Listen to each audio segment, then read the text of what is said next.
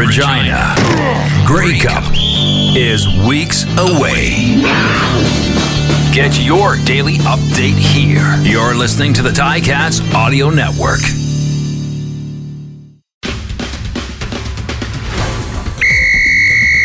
From the Ticats Audio Network, this is the Ticats This Week with RJ Broadhead and Luke Tasker. It's the playoffs. The Tiger Cats made it. It was a bit of a roller coaster, but they're in Montreal on Sunday. Great to have you joining us on Ticats This Week. RJ Broadhead, and he's Luke Tasker, and we can't wait to call this game on Sunday. So many ups and downs, but basically starting the season with 4 straight losses, ending the season with 4 straight wins. It was pretty frustrating start, but just a totally different feeling as the regular season ends going into the playoffs. Luke, take us through the locker room and the players and how they're feeling now heading into the postseason as the hottest team in the CFL.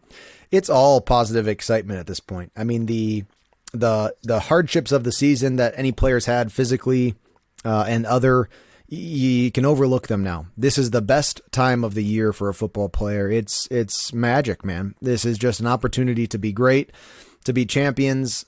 You've got your identity established as a team. The Ticats have overcome a great deal of adversity this year. Like you said, they finished strong. It is real tangible excitement, and to go on the road to Montreal, it's an amazing opportunity to have a great football story in your life. And so I'm excited for these guys. It's just, this is what football is all about. And it's why you wanted to play when you were a kid. And now you get the chance to go be great.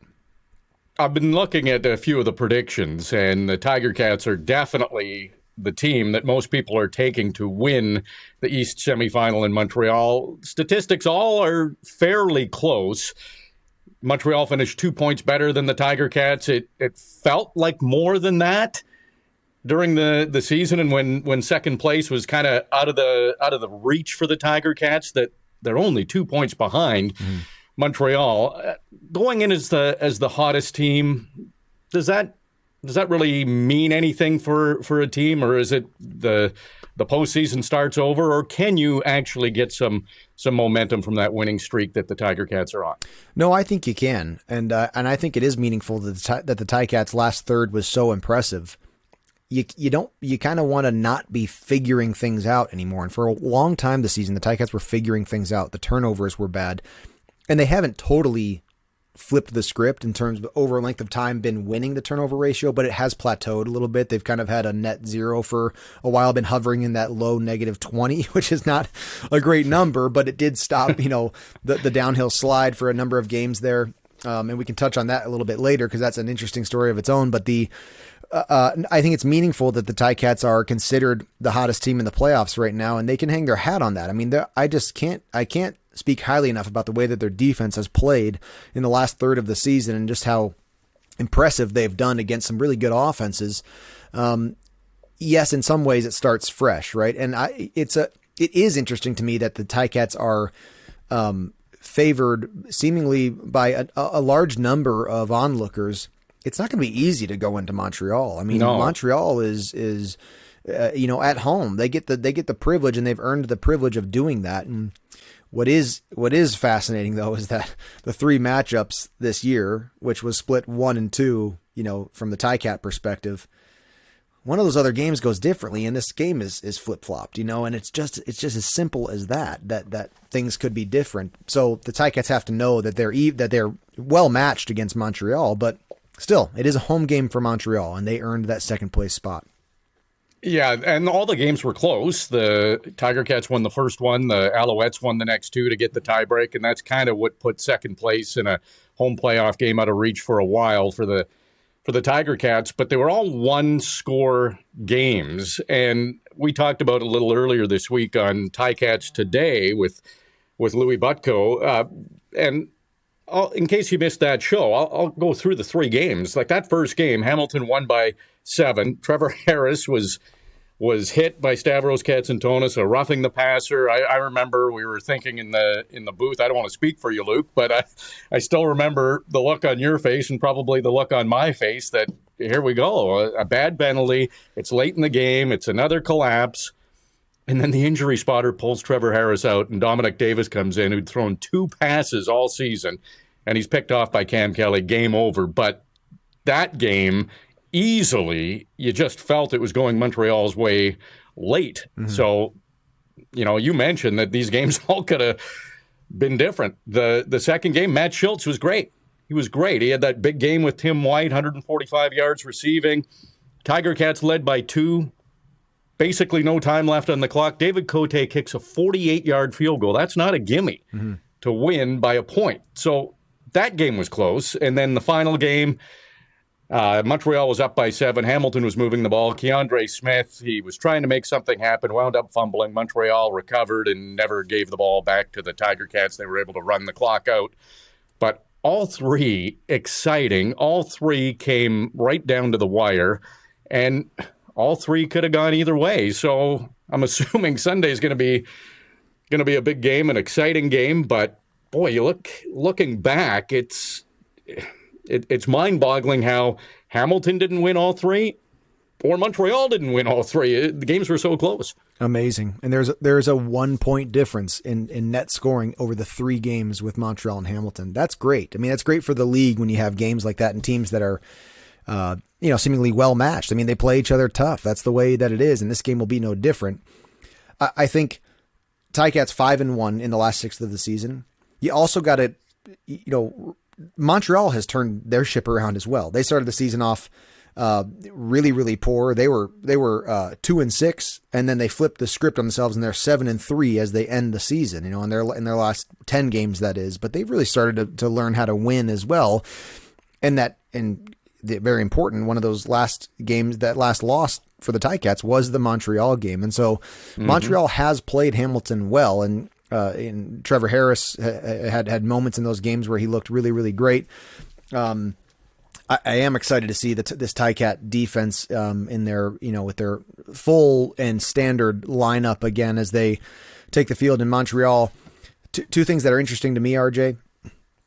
Montreal has not a huge net positive, but they're net positive in fourth quarter scoring this year. They have been able to, on average, finish games better than their opponents. You've brought up many times this season, Ticat fans know the fourth quarter net scoring for Hamilton has not been a winning category. I believe they're negative 91 in points in the fourth quarter right now. Sounds right. To finish the season. I mean, that's really something. They have not scored well in fourth quarters. Montreal has scored on average better. And then, of course, the turnover ratios. Those are the 2 categories, that fourth quarter scoring and turnover ratio, that Hamilton has really, really, it's sort of off the charts in their opponent's favor. It's hard to win playoff games and turn the ball over. And so if Hamilton can continue the upward trend that they have in the second half of the season, protect the football, they're going to have a chance to go into Montreal and steal a road playoff game. So you mentioned the final third of the season. Tiger Cats go 5-1 after not a very good first 2/3. So you talked about the fourth quarter. Over these last 6 games, it's been quite a bit different for the Tiger Cats. They've scored a fourth quarter touchdown in 3 straight games. They've lost the fourth quarter just once in their last 4 games, and that was against Calgary, and Calgary had 1 more point than the Tiger Cats, so it's not like won. It was right. And Tiger Cats won, exactly. So it wasn't getting blown out in the fourth quarter. So they've made progress in that area, and even with turnovers, twice the Tiger Cats have not had any turnovers in a game. One against Winnipeg, and the last game against Ottawa. Those were both in the final third of the season. And the other interesting thing is 3 times this season, Tiger Cats didn't allow any points off turnovers. Obviously, the game against Winnipeg and Ottawa where they didn't turn the ball over, didn't allow any points off turnovers. The other one was against Montreal. And Hamilton did turn it over on downs. 1 turnover on downs. Montreal didn't get any points. But if you think back to that game, Hamilton was on the Montreal 7. and went for it. Instead of going for the field goal, they didn't get it. So they didn't really give up points off the turnover, but they certainly left points on the table by not converting that third down. So anyway, it's just happened 3 times this season where the Tiger Cats have not allowed points. But the positive there is there's been a couple of games finally in this last third of the season where the Tiger Cats did not turn the ball over, and it's a factor because 5 times they've had fewer turnovers than their opponents, the Tiger Cats, and they've won all 5 of those games. So I know you talk about it a lot. I know Andy talks about it a lot, but it's real. You turn the ball over less, you have a really good chance of winning the football game. It is real. It's a direct impact on winning and losing a football game. I find it so interesting, that Winnipeg game. I mean, that stands as the brightest moment of the Ticats regular season, not in terms of importance, but just in terms of performance. Like they just had a perfect football game. Not really perfect, but really like amazing football game. And it happened to be against Winnipeg, the best team.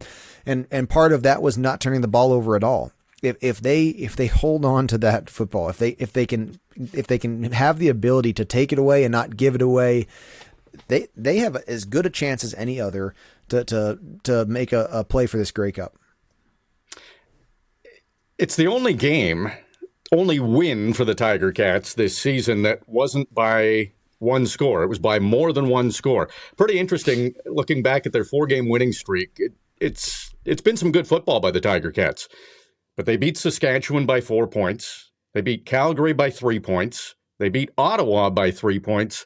And then they beat Ottawa again by 7 points. So they haven't really had that start to finish dominant game where the game was never in doubt. It's 7 of their 8 wins have been decided in the last 3 minutes. So nobody can complain about the Tiger Cats not being exciting this year. Yeah, really. You can't leave early. It's amazing. I mean, the average point spread for both of these teams on their games are, 3. It's nothing. I mean, so many of their games could go either way. And as you think back, you can remember the mistakes and the misses too here and there that would have changed. I mean, it could have drastically changed their 8-10 record into something more than that. But you gotta also think, they made a lot of plays to get for those 8 wins as well. But to your first question, RJ, I just think back and we dive into the stats and we think back about these things. I remember as a player, it's just so not that way. Like you really. The regular season turnover ratio just doesn't even matter. Like you just don't. You're not thinking, oh, we can't make those mistakes. It's just like. It's almost more of a mindset of what would cause us to keep making those mistakes. Like, why wouldn't we be different now? It's like now we have a chance to be better. So of course, why are we not going to be better? It's just much different when you actually put on cleats and a helmet and have a part of controlling the game. When you actually play a part in making the difference and making the outcome of the game come about. So, for those players, it's exciting, and there's no thought about what happened in the season. Unfortunately, you have to win 3 games to be a champion now, where there are 2 teams that will only have to win 2. Other than that, it's kind of like, who cares? I mean, we have a chance to just go out and make it happen, and the hindsight kind of just falls away. You mentioned the defense earlier and how it's been a strength for the Tiger Cats. Looking at the East Division All-Stars, I think it's a really telling story. On offense, we'll start there. Tiger Cats have 3 East Division All-Stars, Tim White, Stephen Dunbar, and Brandon Revenberg. Montreal has 2, Eugene Lewis and Landon Rice, the offensive lineman. They each have 1 special teams player, Seth Small for the Tiger Cats and Chandler Worthy for Montreal. That'll be a big issue. We'll talk about the special teams in a minute, but on defense, here's where it really stands out, and I think the Tiger Cats have a massive advantage. Tiger Cats 7 All-Stars. Montreal had just 1.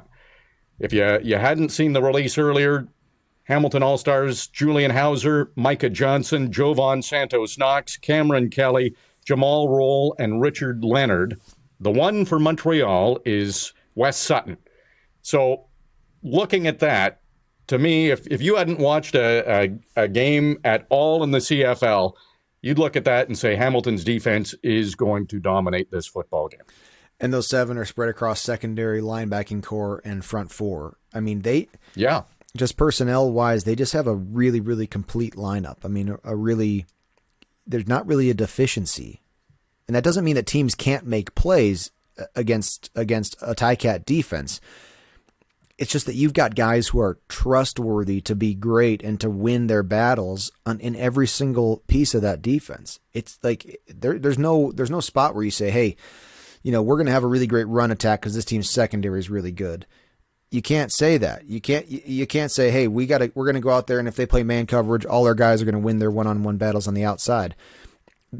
Every team's going to have their wins here and there, but you're not going to bet on that with the Ticats because there's so many playmakers out there. You know what I've said about Tunde Deleke's play this year and the way that he adds into each one of those. He's added into the rush. He certainly comes up and fills gaps in the box to make runs at that linebacker level, and then he's all over the place in the secondary. It's been impressive all year. They've certainly won games for the Ticat team. That meaning the defense has won games for them.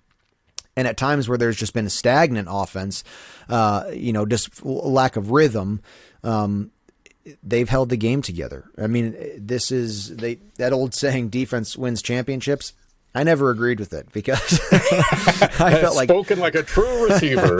I felt like touchdowns won championships, but for this team, it will probably be more true of a statement if they can become champions.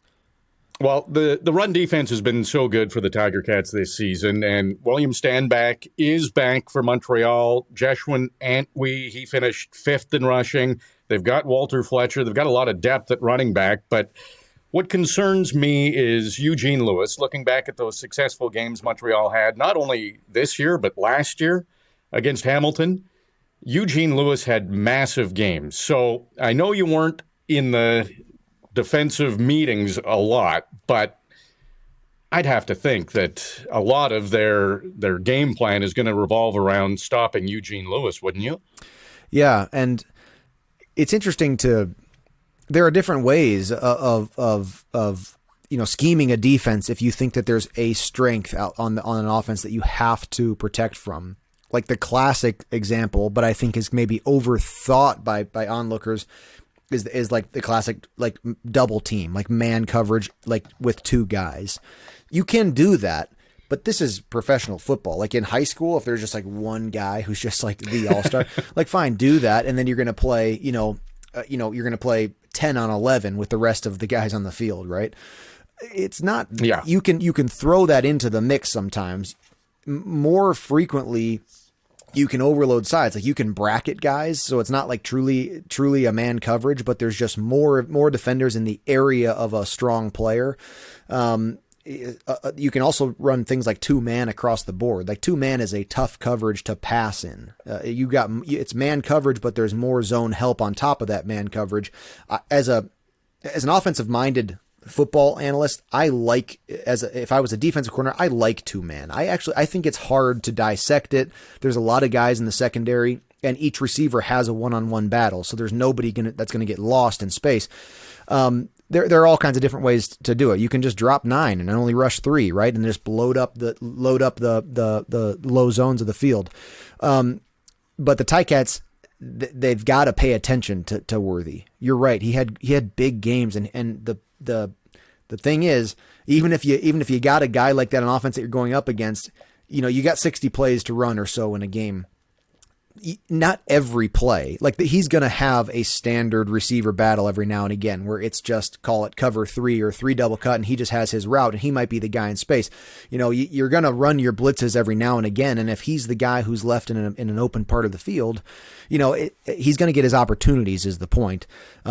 But you limit it and you try to. Sometimes you maybe think Jamal Roll and he are going to line up. You can just pick your matchup as another way of doing it, that you think a guy that you have is the most trustworthy against that star player.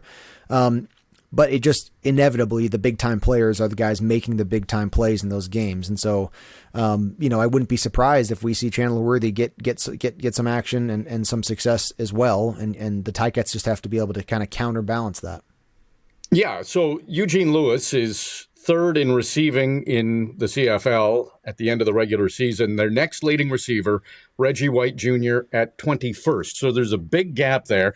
You mentioned Chandler Worthy, and I think that is going to be a huge part of this game. The Tiger Cats special teams tackling has been the best. They've allowed the fewest big play returns. Montreal has gotten the most big play returns. So that going head to head, that field position battle, Craig Butler and that special teams takes a lot of pride in stopping the return of the opposition. Chandler Worthy is thinking back to this season, even Janarian Grant with Winnipeg. Hamilton did a pretty good job against him. The only guy who really did have some success was Chandler Worthy. So I think that'll be a massive part of this football game. Absolutely. And I was impressed overall with the special teams for the Ticats this year and Craig Butler's units. Seth Small obviously kind of came alive at the second half of the season and made him and ended up being a really big part of a lot of wins that the Ticats found in the last sixth of the year. But their coverage units, and it's interesting to me because their net punt, net kickoff coverage, it hasn't been, it's not the best in the league. It hasn't been, at the top there. There's a lot of factors that go into that. But I actually have been impressed with their coverage units and their special teams tackling this year for the most part. And they've been missing some key guys. Curtis Newton has been out for, a large stretch of the year. And overall, though, I think that the special teams units for the Hamilton Ticats are fairly sound and have played strong. I think they're a hard unit for teams to go up against. Andy Fantuz asked a question in the post game after the Ottawa matchup about the fake punt that Ottawa ran successfully against the Ticats. And his question was, was it sort of a blessing in disguise in this meaningless game to have an opponent successfully fake a punt for a first down? And I kind of think the answer to that question is yes. I think that sort of, resets the cards and say, this is real, guys. We prep for this every week. We talk about it every week, but literally every single punt rep, when you take the field, you have to check your keys each time. It's rhythmic. It's a habit of going through and saying, are these guys leaving at the right time? Is anyone hanging back? Is the punter taking his regular depth, regular stance, regular steps? See the ball kicked, all of those things. So, that was maybe a valuable thing that Ottawa ran that fake punt in a meaningless game, and now they go into the playoffs, meaning the Ticats go into the playoffs, sort of with that, fresh in their minds as to be really cautious about that type of play. Yeah, in a game that really didn't mean anything to get burned on a play like that. And now everybody's going to be aware of it, and they're probably a little more aware in practice and working on things. And it's, in a one game, winner take all, like the playoffs, this is where if you've got some tricks up your sleeve, it's the time to try them. So we'll see what happens. We've been at practice and we've seen the odd thing the Tiger Cats have tried. We're not going to divulge it here because we know that every Montreal Alouette is going to be listening to Ticats this week. So we're not going to give away any of the secrets. But they try stuff. There's stuff in the playbook, and I'm sure there were things that when you were playing, Luke, you guys worked on, and maybe it went on the cutting room floor and never happened, but I'm sure if it was called, it was exciting. So many things. It's amazing how many, I can guarantee you every special teams coach, Craig Butler included, has a dozen fakes for either any phase, fake field goal, fake punt, blah, blah, blah, onside stuff. And the opportunity doesn't come, but you prepare for all those kinds of things, and it's fun. And RJ, to your point about Montreal listening to our podcast, I have been texted by former teammates still in the league who have listened to some of our content, and they haven't got any secrets from us. That I'm not saying that. We're nice and particular about the way we say things, but they've liked our content, RJ. So there you go. Hey, well, that's great news. It's always nice to get some feedback from players in the league for sure. You mentioned Seth Small earlier, and we're both big fans of his. Just turned 23, young guy, very composed. I was going through his numbers. So Tiger Cats nominee for most outstanding special teams player, most outstanding rookie. Going into the playoffs, he's hit 8 straight field goals. Of his last 11 field goals that he's made, there's only been one inside 30 yards. So he's been making long field goals. And of course, he has the best field goal percentage in Hamilton Tiger Cats history. I know you were part of the previous record with Justin Medlock. You were the holder, but it's been a great year for Seth Small. And actually, Montreal, David Cote, he's a great kicker too. So they're, both teams are probably pretty comfortable in the kicking game, wouldn't you think?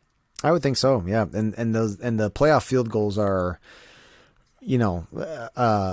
the weather's nice right now in sort of the Northeast, in the Eastern Canada, Northeast US. But as the weeks progress, who knows what the Sask Grey Cup's going to be, and what the kicking game, what can happen to that, and how important it is, but how sometimes you get these uncontrollable adversities. So Seth Small, Cote, the kickers who are left in this playoff, somebody is going to make big kicks in this game, and there's a chance where there could be some really meaningful or impactful misses as well. It's an exciting, the kicking game in the playoffs, and what I think of the kicking game in the CFL in general. I'm a big fan of the CFL's kicking game and the impact that it has and the plays that can be made, and in the playoffs it's amplified even more so. Yeah, and if there's any teams looking for a special teams coordinator out there, you might want to talk to Luke Tasker. You and not all of it can be said on air because we only have a certain amount of time. But you've got some. You'd have some tricks up your sleeve if you were the special teams coach. I think there is some loophole type of things in the kicking game that do not get taken advantage of. And you know what kills me, RJ? When do we get cut off in our broadcast? After a kick. I don't get to talk about the punts and the field goals or the extra points because we go right to a commercial break. So it kills me in our broadcast because there's so many things about it that are interesting and that are nuanced. But it's just a great piece of the CFL that the NFL and other leagues don't have to the same extent just because of the nature of the way our game is formed. Halloween was this past week. You got 3 beautiful boys. I know they keep you busy. What were the costumes? What was Halloween like? You're gonna love this, RJ. I kid you not. This is I true like story. How this started. So, oldest one steals a cowboy. My younger one is a tiger. Maybe it's something to do with the Ticats. I don't know, but he wanted to be a tiger. Yeah. Cohen. First of all, this is hilarious. When starting in September, you say, "What are you gonna be for Halloween?" Luke Tasker, what a catch. That's how, I don't know, that's how he said the start of our broadcast. For listeners, if you listen to our game day broadcast, there's a voiceover that we capture saying, Luke Tasker, what a catch. And it's become he wants to be Luke Tasker, what a catch. He's 2 years old. So RJ, he's Luke Tasker. You know what I was for Halloween? RJ Broadhead. I'm not kidding.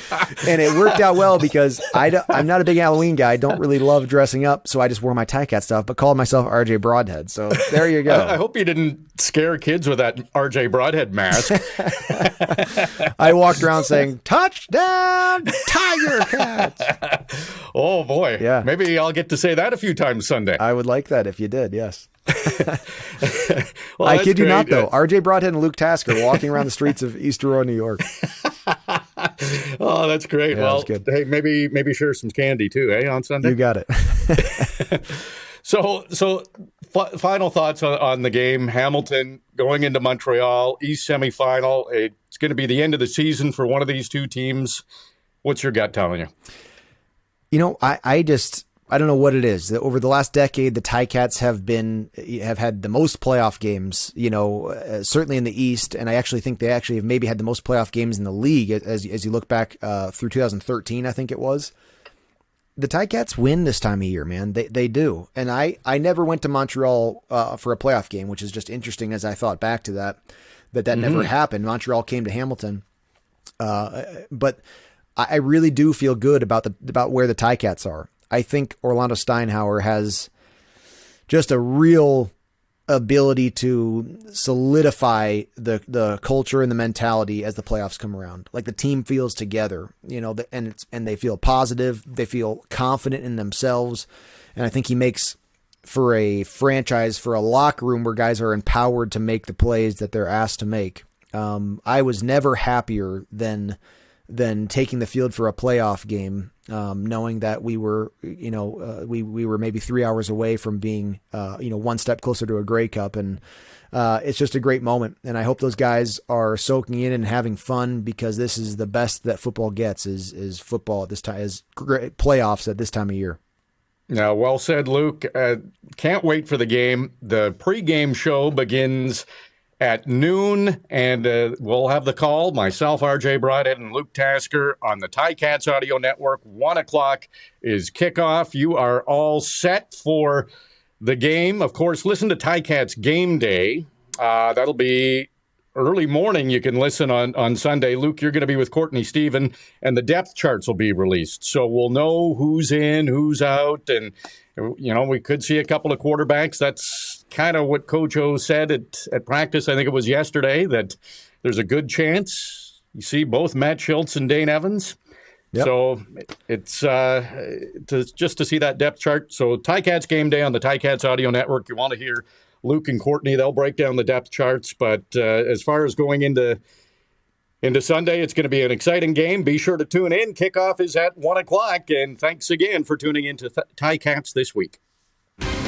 It's been another busy week for your Hamilton Tiger Cats. Luke Tasker and RJ Broadhead have covered it all, and now we would like to hear from you. Email us anytime at gameday@ticats.ca. Subscribe to the Ticats Audio Network on Spotify or wherever you get your podcasts.